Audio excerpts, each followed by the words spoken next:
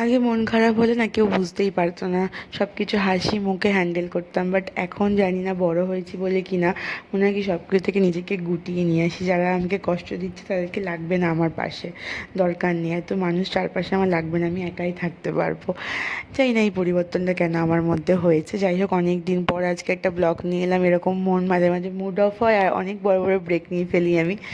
তো by the way, সকালবেলা অত ভালো রোদ্দুর দেখে আমগুলোকে কেটে হলুদ মাখিয়ে রোদ্রে দিলাম। আমের আঁটি হয়ে গেছে। এই আমের নিয়ে না অনেক গল্প আছে, তোমাদের পরের ব্লগে ডিটেলসে বলবো।